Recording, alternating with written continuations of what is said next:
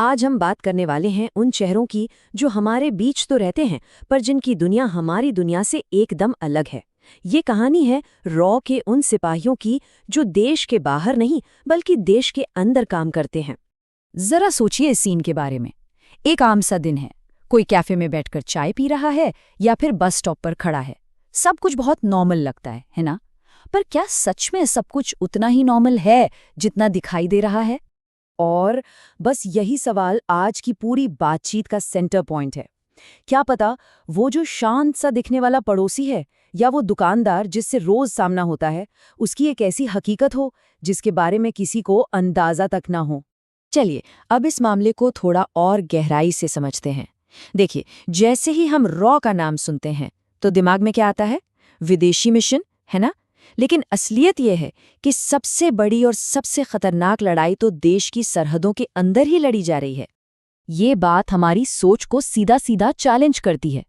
हमें हमेशा लगता है कि खतरा तो बाहर से आएगा, पर हकीकत यह है कि असली जंग तो घर के अंदर ही है। और यहाँ दुश्मन को पहचानना सबसे सबसे ज्यादा मुश्किल काम है। और पता है, यही वजह है कि इन गुमनाम सिपाहियों की जरूरत पड़ती है। दुश्मन कोई यूनिफॉर्म पहनकर तो आता नहीं, वो हम सब की तरह ही दिखता है, हमारे ही शहरों में रहता है और बस सही मौके का इंतजार करता है। और उन्हें ढूंढ निकालना, यही इन लोगों का असली काम है। तो फिर सवाल उठता है कि इन लोगों की पहचान क्या है? इसका जवाब थोड़ा हैरान करने वाला है। जवाब है कोई नहीं। असल में उनकी कोई पहचान ना होना ही उनकी सबसे बड़ी पहचान है। उनके पास कोई ऐसा आईडी कार्ड नहीं होता जिससे ये साबित हो कि वो सरकार के लिए काम करते हैं। मतलब ऑफिशियली वो एग्जिस्ट ही नहीं करते। जाहिर है उनकी कोई वर्दी भी नहीं होती। उनका तो काम ही है भीड़ का हिस्सा बन जाना, एकदम आम दिखना। वर्दी तो उन्हें सबसे अलग बना देगी, है ना? और हाँ, कोई बैज भी नहीं, ऐसा कोई भी निशान नहीं जो उनकी असली पहचान को जाहिर कर दे। वो एक साई की तरह काम करते हैं, बस। और अब आता है सबसे खौफनाक हिस्सा। सोचिए, अगर कोई एजेंट पकड़ा जाए तो सरकार का ऑफिशियल स्टेटमेंट क्या होता है? सिर्फ एक लाइन, हम नहीं जानते ये कौन है। ये शब्द किसी भी एजेंट के लिए सबसे बड़ा डर होते हैं। इसका सीधा मतलब है कि अब वो बिल्कुल अकेले हैं। पर यही उनकी गुमनामी को बनाए रखता है और दुश्मन को हमेशा कन्फ्यूजन।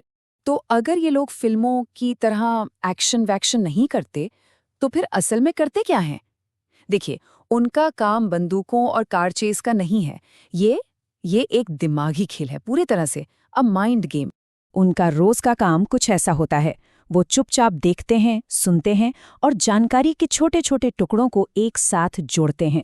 कौन किससे मिल रहा है, पैसा कहाँ से आ रहा है, किसके बर्ताव में बदलाव आया है, ये सब कुछ एक बहुत बड़े पहेली को सुलझाने जैसा है।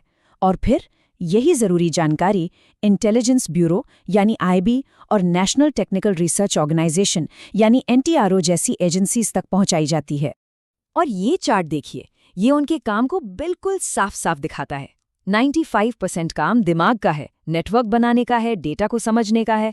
और एक्शन, वो तो बस 5% है, अगर कभी हुआ तो। उनका असली हथियार उनका दिमाग ही है। लेकिन इस दिमागी खेल में जो रिस्क है वो बहुत बड़ा है। और ये रिस्क तब और भी बढ़ जाता है जब कोई अपने ही देश के अंदर पकड़ा जाए।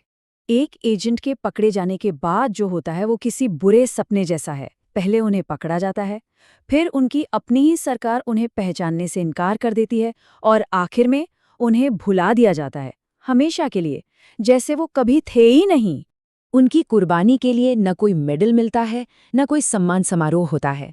उनकी कहानी वो बस कुछ फाइलों में दबकर रह जाती है। और कई बार तो उनके अपने परिवार को भी कभी पूरी सच्चाई पता नहीं चलती। ये एक ऐसी सर्विस है जो पूरी तरह से गुमनामी में की जाती है। तो फिर सवाल ये है कि हमें उन्हें याद क्यों करना चाहिए? क्योंकि उनका काम भले ही दिखाई न दे, लेकिन उसके नतीजे हम सब अपनी रोजमर्रा की जिंदगी में महसूस करते हैं। जब हम अखबार में ऐसी खबरें पढ़ते हैं तो हम अक्सर उन पुलिस या आर्मी वालों की तारीफ करते हैं जिन्होंने आखिरी एक्शन लिया, पर हम उस पहले इंसान के बारे में कभी नहीं जान पाते जिसने सबसे पहले खतरे को भांपा था। तो सवाल फिर वही है, ये सब कौन करता है? ये जो अदृश्य काम है जिसका कोई क्रेडिट नहीं मिलता, ये आखिर किसके हिस्से आता है? जवाब ये है, कहीं कोई है, एक गुमनाम भारतीय जो हम सबकी सुरक्षित रातों के लिए अपनी रातों की नींद कुर्बान कर रहा है।